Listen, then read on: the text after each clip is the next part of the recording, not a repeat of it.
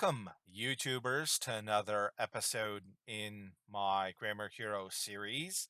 In today's video, I'm going to be discussing how to solve word problems that involve linear equations.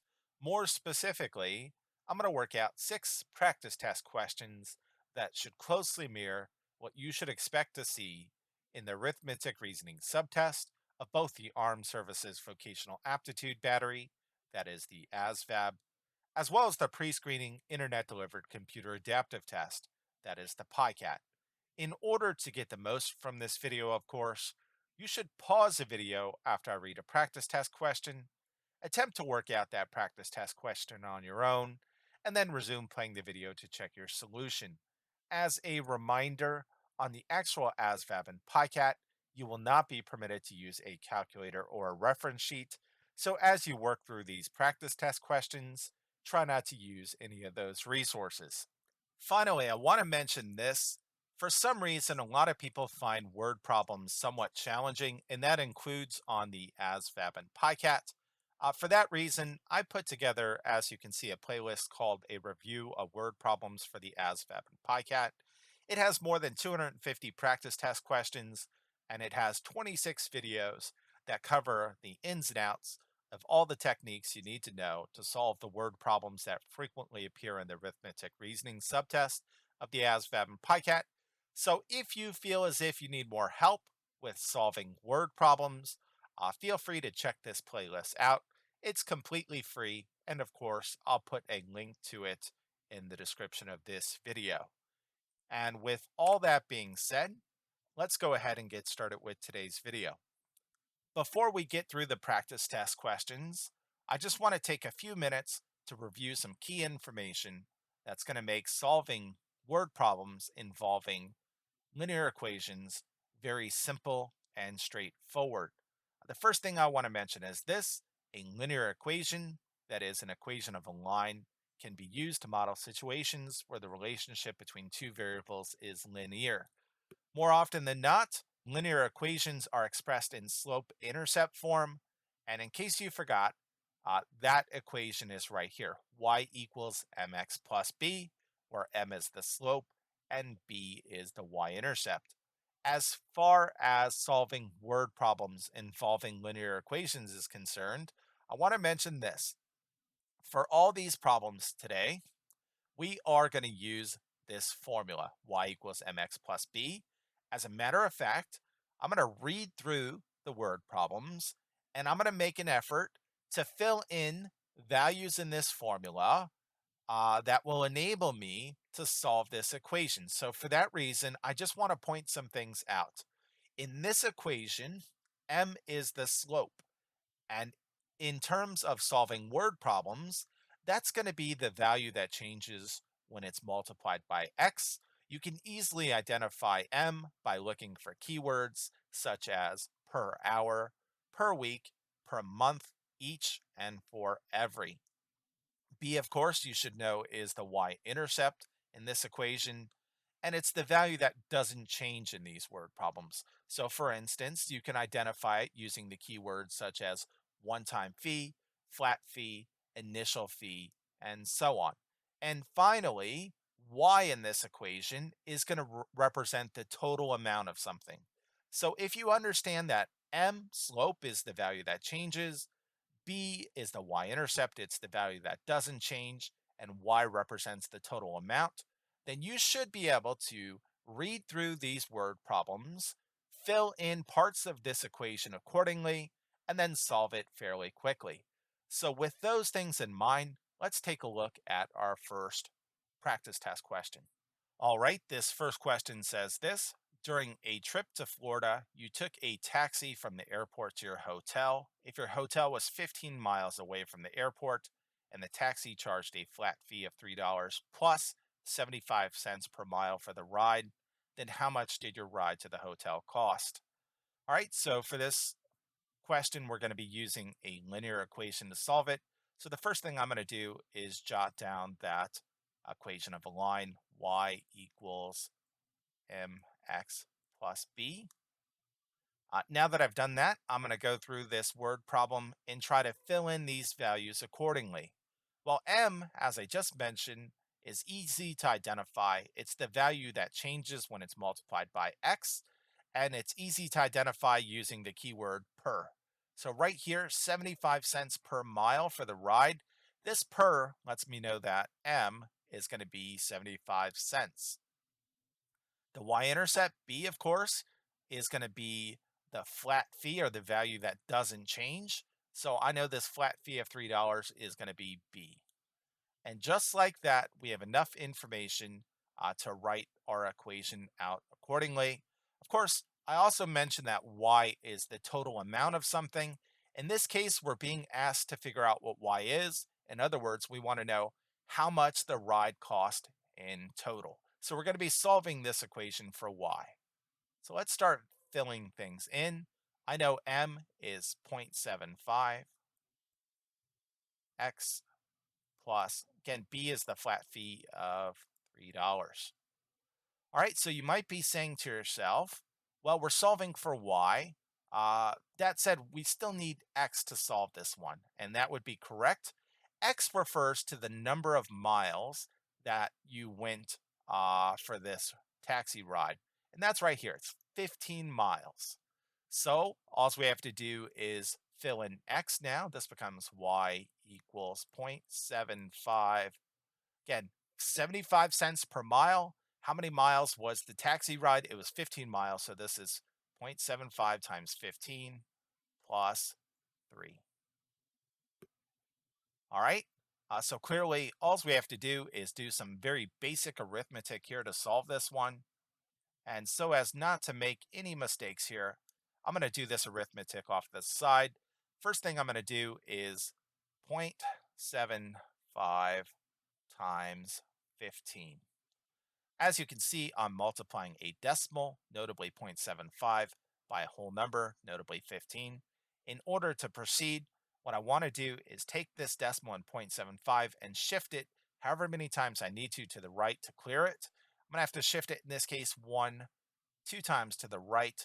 This becomes 75 times 15, albeit with 2 decimals to shift back into the left at the end when I'm done working this out. So let's work this out. 5 times 5 is 25, so bring down a 5, carry a 2. 7 times 5 is 35, plus 2 is 37. Before we start multiplication with that 1, we have to bring in a 0 placeholder. 1 times 5 is 5, 1 times 7 is 7. All right, let's add these two values together now. 0 plus 5 is 5. 7 plus 5, that's 7, 8, 9, 10, 11, 12. Bring down a 2, carry a 1.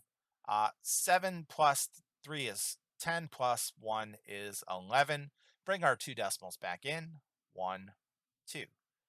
So as you can see, 75 cents times 15 is 11.25. Of course, this is going to be plus 3. All right, so now to get the total cost of the trip, all we have to do is add 11.25 and $3 together. And again, so as not to make a mistake, I'm going to work this off to the side. We have 11.25 plus 3. 0 plus 5 is 5. 2 plus 0 is 2. Drop down our decimal in place. 3 plus 1 is 4. 1 plus nothing is 1. So the total cost of the trip is 14.25, which is answer choice A. All right, so that is that one. As you saw, I started by writing down the equation of a line. I went through the word problem, filled this information in accordingly, and then solved the equation. And that's all there is to solving word problems involving linear equations. All right, so number 2 says this: Acme Rent-A-Car charges a one-time fee of $20 for insurance plus $75 per day to rent a car. If you rent a car from Acme for 10 days, how much will it cost you in total?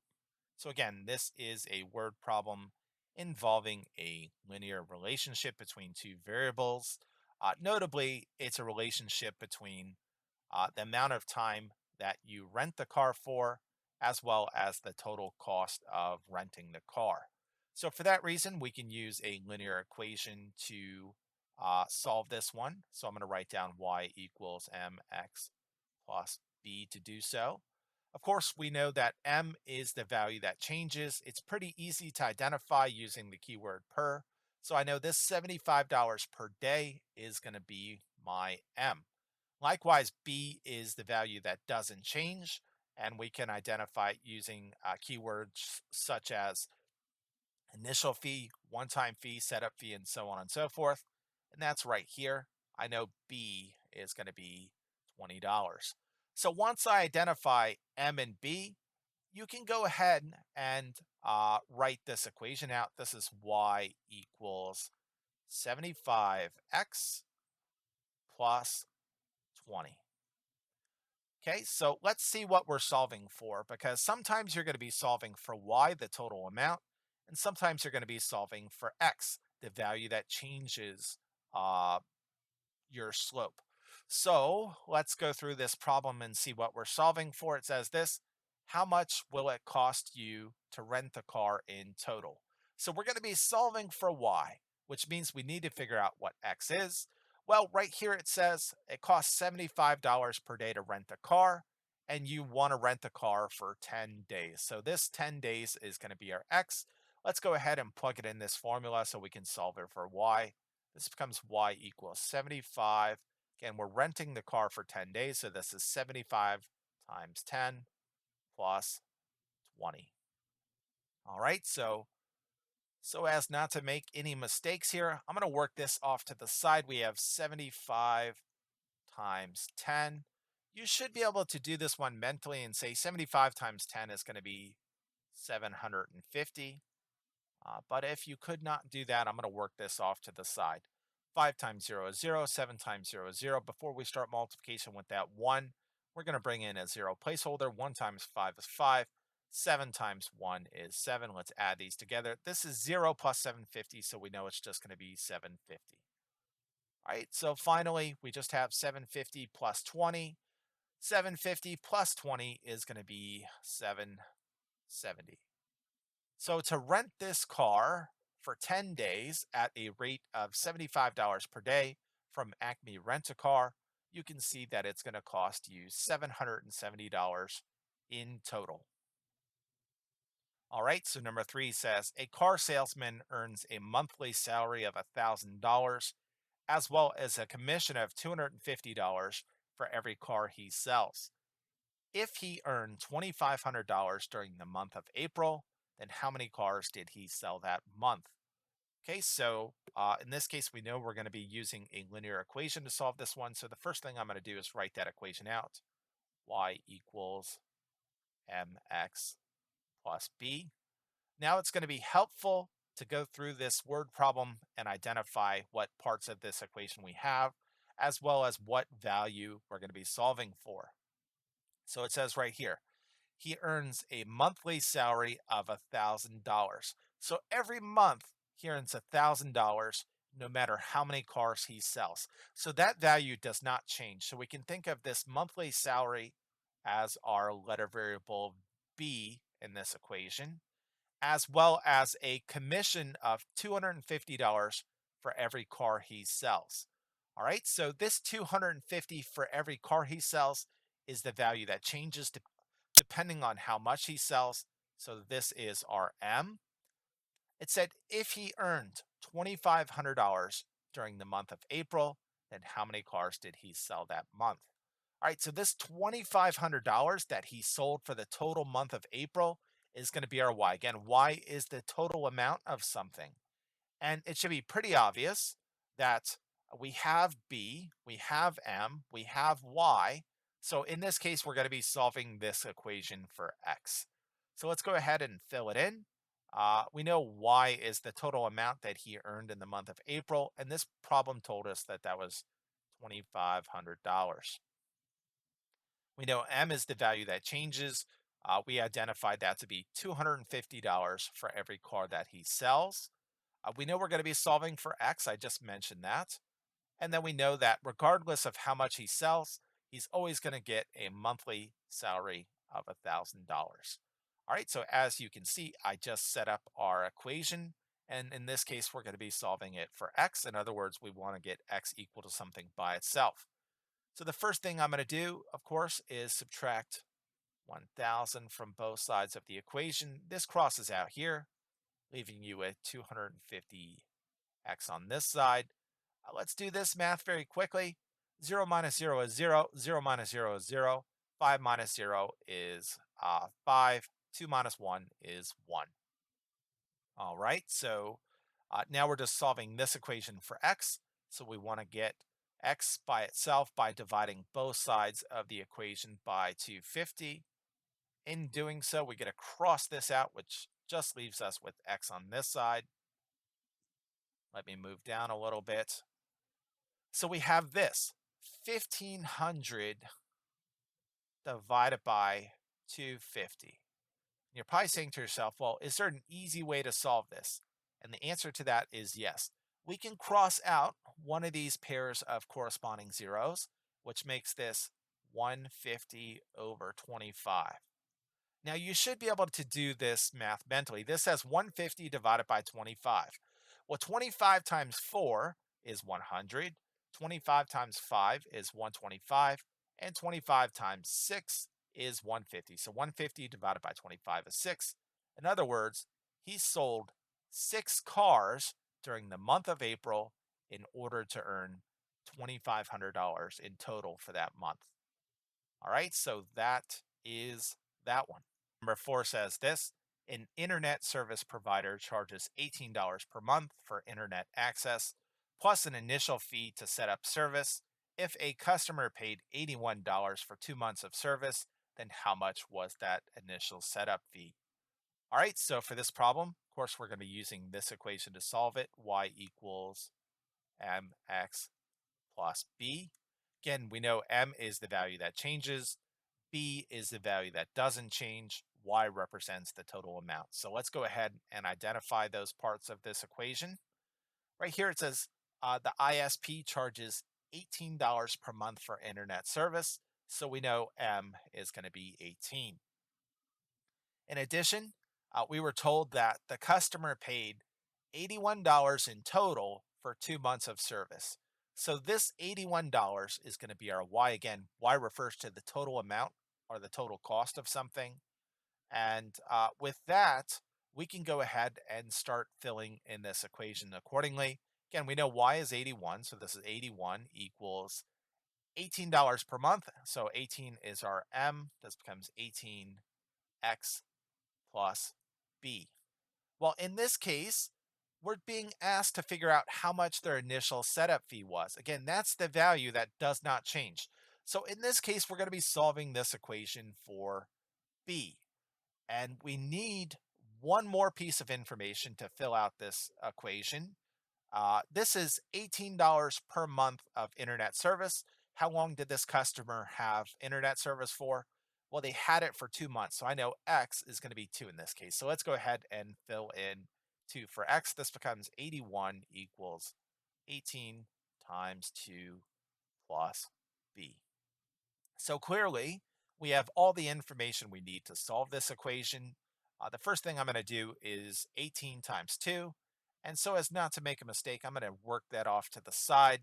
8 times 2 is 16, carry a 1. 2 times 1 is 2 plus 1 is 3. So this is 81 equals 36 plus b. To get b by itself, we're going to subtract 36 from both sides of our equation. In doing so, this crosses out, leaving us with just b on this side. And so as not to make any mistakes, I'm going to work this off to the side as well. We have 81 minus 36.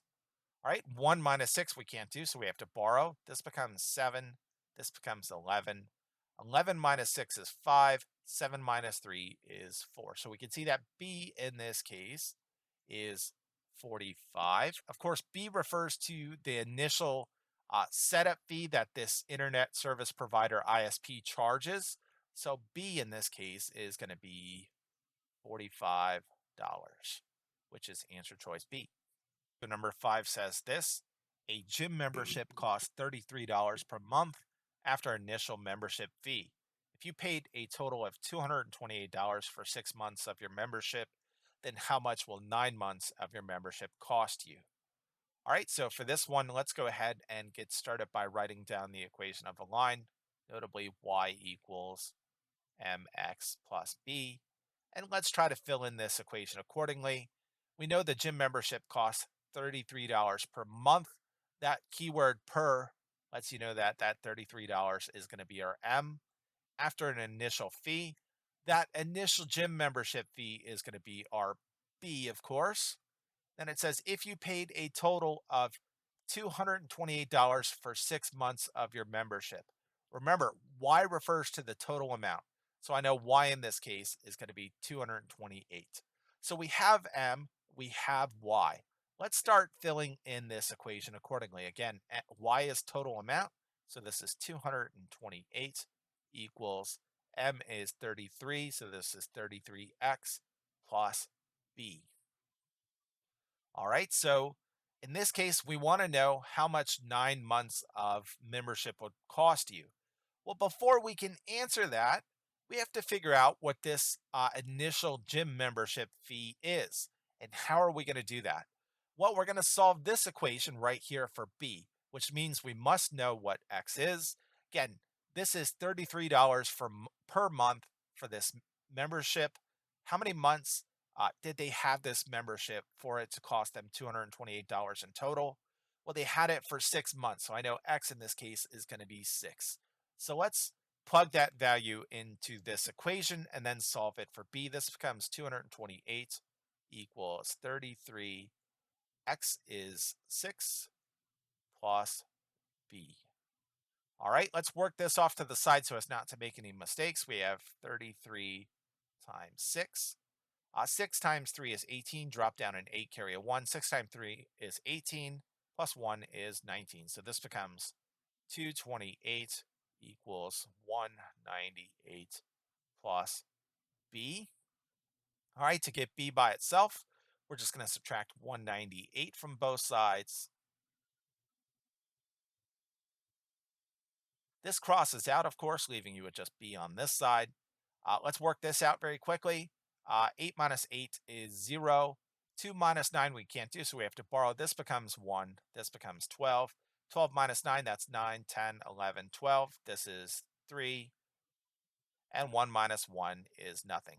So we can see that B are the initial cost to set up this membership is $30. So now that we know what B is, we can answer the question of how much will it cost for 9 months of this gym membership. So again, we're using the equation y equals mx plus b. Of course, in this case, we're going to be solving for y. We know that m is the cost per month, which is $33. In this case, we're going to have this membership for 9 months, so this is going to be 9 plus, and we now know that the initial fee to set up this membership is $30. So by solving this equation now, we'll know how much 9 months of this membership cost. Of course, the first thing we have to do is work this out. We have 33 times 9. 9 times 3 is 27, so drop down a 7, carry a 2. 9 times 3 is 27, 28, 29. So this is 297 plus 30.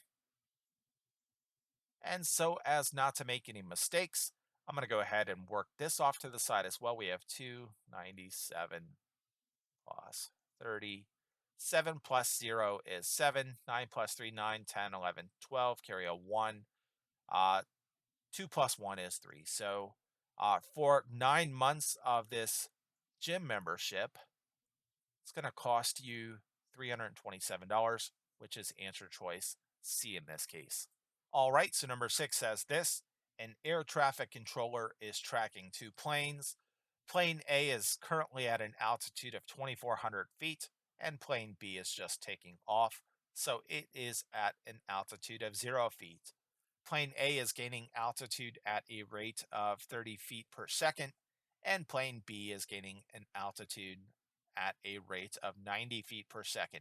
How many seconds will pass before the planes are at the same altitude?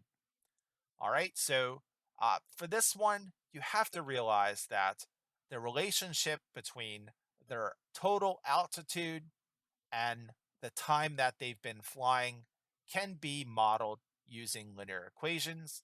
And since we have two planes, we're going to have to use two linear equations. So I'm going to call this one plane A.